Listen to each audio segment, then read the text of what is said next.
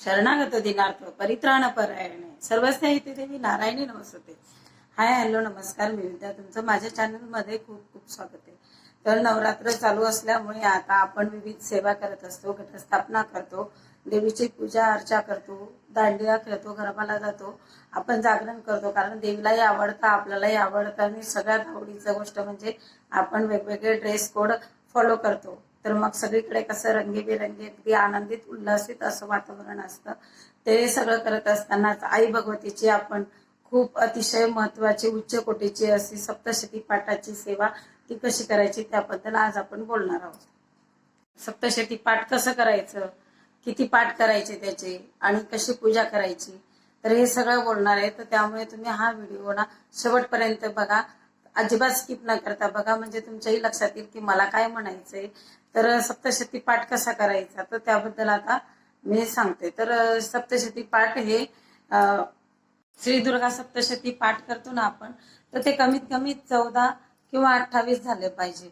जर आपल्या घरात 14 झाले ना तर एक नवचंडी यज्ञ झाल्याचं फळ आपल्याला मिळतं. त्यामुळे आपण कमीत कमी असा प्रयत्न करायचा आहे की आपल्याकडून ना 14 पाठ तरी झाले पाहिजे. आपल्या घरातल्या सगळ्या मिळून जरी आपण केलं तरी चालतं. काही उपासक ना ही श्री दुर्गा सप्तशती पाठाची सेवा करायला घाबरतात की आपल्याकडनं जर काही चुका झाल्या तर वाचताना, पण अजिबात घाबरायचं काही कारण नाहीये. त्याच्यासाठी एक म्हणजे कसं आहे, आपण जेव्हा श्री दुर्गा सप्तशती पाठ वाचतो तर दिव्यापराध क्षमापान स्तोत्र म्हणण्याचा प्रघात आहे. तो म्हटल्यामुळे आपल्याकडनं ज्या काही चुका होतात त्या आपल्याला आई भगवती माफ करते. तर त्या चुका कुठल्या की आपण जेव्हा पाठाला बसतो ना तर मध्ये अजिबात बोलायचं नाही, कुणाशीही बोलायचं नाही पाठ संपेपर्यंत. मध्ये काही खायचं नाही, पाणी पण प्यायचं नाही पाठ वाचत असताना, आणि बोलायचं तर अजिबात नाही. आणि समजा चुकून आपल्याकडनं उठलं गेलं किंवा आपल्याकडनं वाचताना काही चुका झाल्या तर मग आपण देवापराध क्षमापान स्तोत्र म्हटल्यामुळे आपल्याला आई भगवती माफ करते. असे म्हणतात की देवी महात्म्य आपण जेव्हा वाचत असतो, वाचायला बसतो, तेव्हा साक्षात आई भगवती आपल्या जवळ बसून हे आपण वाचतो ना तर ते देवी महात्म्य ऐकत असते. तर तुम्हीच विचार करा किती महत्वाची अशी ही सेवा आहे. तर ही आपण सगळ्यांनी मिळून केलीच पाहिजे. मग ती कशी करायची तर ते बघूया. ते करण्यासाठी आपल्याला प्रथम आसन घालायचंय आणि पूर्वेकडे किंवा उत्तरेकडे तोंड करून बसायचंय वाचायला. आणि मग धूप दीप लावायचंय, अतिशय प्रसन्न वातावरण ठेवायचंय आणि मग वाचायला सुरुवात करायची आहे. पूर्ण वाचन संपेपर्यंत तुपाचा दिवा हा अखंड तेवत ठेवायचा आहे आणि मग वाचायला सुरुवात करायची आहे.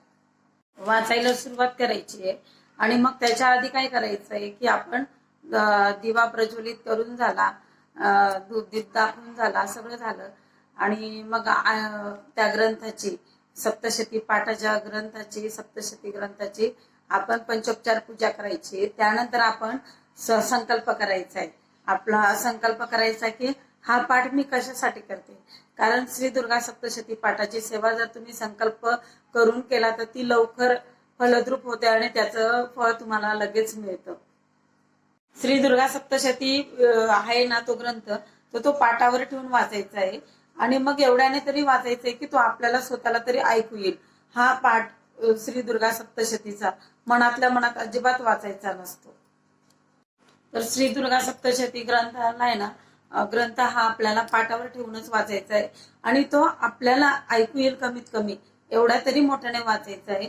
श्री दुर्गा सप्तशतीचा पाठ हा मनातल्या मनात वाचत नसतं, त्यामुळे हा पाठ तुम्ही थोडं मोठ्यानेच वाचायचा आहे. तर हा पाठ वाचत असताना समजा तुम्हाला जांभळी आली की शिंक आली तर काय करायचंय, श्रोत्राचमन करायचंय आपल्याला आणि त्यानंतर मग आपण वाचायला सुरुवात करायची. तर ह्या पाठ वाचण्याचा क्रम कसा आहे बघा आता श्री दुर्गा सप्तशतीचा, की सुरुवातीला आपल्याला श्री स्वामी स्तवन म्हणायचे, त्यानंतर श्री स्वामी समर्थांची एक माळ करायची, श्री स्वामी समर्थ, श्री स्वामी समर्थ. त्यानंतर आपल्याला नवार्णव मंत्राची एक माळ करायची. तर नवार्णव मंत्र कुठला, ओम ऐम ह्रीं क्लीं चामुंडाय विच्चे, ओम ऐम ह्रीं क्लीं चामुंडाय विच्चे असं आहे. त्यानंतर देवीचे 5 मंत्र म्हणायचे. हे सगळं आपल्याला दुर्गा सप्तशती पाठ ग्रंथामध्ये दिलेलं आहे. तर त्यानंतर देवीचे 5 मंत्र. तर देवीचे 5 मंत्र कुठले, देवीचे 5 मंत्र हे असे, देई सौभाग्य आरोग्यम देई मे परम सुखम रूपम देईम जयम देई मेशो देई दिशुजय सर्व बाधा प्रशनम त्रैलोक्य अखिलेश्वरी यवमेव त्वया कार्य मस्मत व्याधी विनाशनम सर्व मंगल मांगल्ये शिवे सर्वार्थ साधिके शरण्ये त्र्यंबके गौरी नारायणी नमस्तुते सर्व बाधा प्रशनम त्रैलोक्य अखिलेश्वरी एवमेव त्वया कार्यमस्मत वैरी विनाशनम पुत्रां देईं धनं देईं सर्व कामाच देई मे रूपम देईं जयम देईं यशो देई दिशो जय असे हे देवीचे 5 मंत्र आहेत. त्या 5 मंत्रानंतर अर्गला स्तोत्र म्हणायचंय. त्याच्यानंतर अथ किलक स्तोत्रम वाचायचंय. त्यानंतर रात्री सुक्त वाचायचंय आणि मग अध्याय 1 ते 13 आपल्याला वाचायचे. त्यानंतर परत एक माळ 99 मंत्राची म्हणायची. ओम ऐं ह्रीं क्लीं चामुंडाय विच्चे ओम ऐं ह्रीं क्लीं चामुंडाय विच्चे ओम ऐं ह्रीं क्लीं चामुंडाय विच्चे.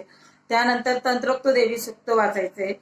मग प्राधानिक रहस्य, मग वैकृतिक रहस्य आणि मूर्ती रहस्य हे सगळं वाचून झालं आपलं की मग आपल्याला दिव्यापराध क्षमापान स्तोत्र म्हणायचे. की ते स्तोत्र म्हटल्यामुळे ना आपल्याकडनं चुका झाल्या की ज्या काही चुका होतात आपल्याकडनं बारीक बारीक, कारण की आपलं म्हणजे वाचताना पण चुका होतात. एखादी संस्कृतचा अवघड शब्द आला तर चूक होते. जर आपण दिव्यापराध क्षमापान स्तोत्र वाचलं तर आपल्याला आई भगवती माफ करते, क्षमा करते आणि आपली ही सेवा गोड मानून घेते आणि आपल्याला भरभरून आशीर्वाद देते. पाठ वाचून झाला ना आपला कि मग आपल्याला देवीचा जय जयकार करायचा आहे. तर तो 3 वेळा करायचा. तर तो कसा? उदयोस्तु श्री महाकाली महालक्ष्मी महासरस्वती राजराजेश्वरी आई साहेब श्री अंबा माता की जय श्री अंबा माता की जय श्री अंबा माता की जय. हा झाला 1 वेळा. परत दुसऱ्यांदा उदयोस्तु श्री महाकाली महालक्ष्मी महासरस्वती राजराजेश्वरी आई साहेब श्री अंबा माता की जय श्री अंबा माता की जय श्री अंबा माता की जय. तिसऱ्यांदा उदयोस्तु श्री महाकाली महालक्ष्मी महासरस्वती राजराजेश्वरी आई साहेब श्री अंबा माता की जय श्री अंबा माता की जय श्री अंबा माता की जय भारत माता की जय. असा आपल्याला जय जयकार करायचा आहे. नवरात्रमध्ये आपण जेव्हा पाठ वाचन करतो आणि शेवटच्या दिवशी जेव्हा आपण आई भगवतीची पूजा करतो, आरती करतो ना, तर ती आपण पूर्णाच्या दिव्यांनी करायची आहे. हा अतिशय प्रासादिक ग्रंथ आहे. अशा रीतीने तुम्ही हा दुर्गा सप्तशतीचा पाठ करा. तुमच्या मनातील सगळे शुभ मनोरथ पूर्ण होत आणि तुमच्या जीवनात सुख शांती समाधान मिळो अशी आई जगदंबेच्या चरणी प्रार्थना. या नवरात्रमध्ये विविध सेवा करत असतो आपण. त्यातलीच देवी व्रतांमध्ये कुमारिका पूजनालाही अतिशय महत्व आहे. तर ते कुमारिका पूजन कसं करायचं, म्हणजे कुमारिका पूजन ना आपल्याला नवरात्रमध्ये कुठल्याही दिवशी केलं तरी चालतं. कमीत कमी शेवटच्या दिवशी केलं तरी चालतं. नाहीतर मग तुम्ही अष्टमीच्या दिवशी तुम्ही हे पूजन करू शकता.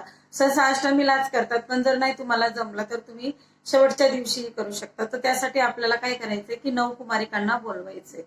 9 कुमारिकांना बोलवायचे. त्यांचे आपण पाय धुवायचे, त्यांचे पाय पुसायचे, कुंकवाने स्वस्तिक काढायचे त्यांच्या पायावर, त्यांना आसन घालायचंय, त्याच्यावर त्यांना बसवायचंय. आपल्याला त्यांच्यात आपल्याला आई भगवतीचंच रूप बघायचंय.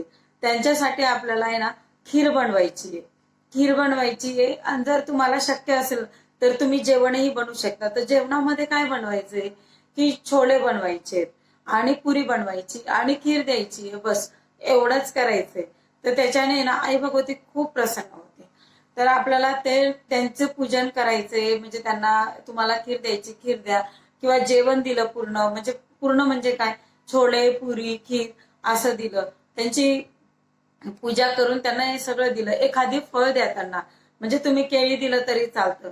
आणि त्याचबरोबर एखादं म्हणजे सौभाग्य अलंकार दिला, म्हणजे एखादं वस्तू दिली शृंगाराची, की तुम्ही मेहंदी कोण देऊ शकता, नेल पेंट देऊ शकता, एखादं कानातले म्हणा, हेअर बेल्ट म्हणा, जे काही तुम्हाला देऊ वाटेल तर तुम्ही ते त्या कुमारिकांना द्यायचे. आणि मग अशा पद्धतीने कुमारिका पूजन करायचे. आपण ज्या 9 कुमारिका बोलवणार आहोत ना, तर त्यांचं प्रत्येक म्हणजे एक पूजन केल्यावर काय फळ मिळतं, 2 केल्याने काय मिळतं, तर असं प्रत्येक कुमारिकेचं वेगवेगळं फळ आहे. म्हणजे एक जर तुम्ही कुमारिकांचं पूजन केलं तर तुम्हाला ऐश्वर प्राप्ती होईल. दोघींचं पूजन केले असता भोग आणि मोक्ष प्राप्ती होईल. तिघींचं पूजन केल्याने धर्म अर्थ काम यांची प्राप्ती होते. चौघींच्या पूजनाने राज्य प्राप्ती होते आणि 5 जणींचे पूजन केल्याने विद्या प्राप्ती होते. 6 पूजनाने षटकर्म सिद्धी मिळते. 7 पूजनाने राज्य प्राप्ती होते. 8 जणींच्या पूजनाने संपत्ती आणि 9 कुमारिकांची पूजा केली असता पृथ्वीचे राज्य मिळते. बघा एवढं ह्या कुमारिकांचं महत्व आहे. आपण ह्या नवरात्राचे उपास करण्याबरोबर सप्तशतीचा पाठ करण्याबरोबर आपण ह्या 9 कुमारिकांचंही पूजन केलं पाहिजे. तर त्या पद्धतीने आपल्याला त्याचं फळही मिळतं. 2 वर्षांची मुलगी कुमारी, 3 वर्षांची त्रिमूर्तिनी, 4 वर्षांची कल्याणी, 5 वर्षांची रोहिणी, 6 वर्षांची काली, 7 वर्षांची चंडिका, 8 वर्षांची शांभवी, 9 वर्षांची दुर्गा आणि 10 वर्षांची सुभद्रा स्वरूपिणी संबोधली जाते.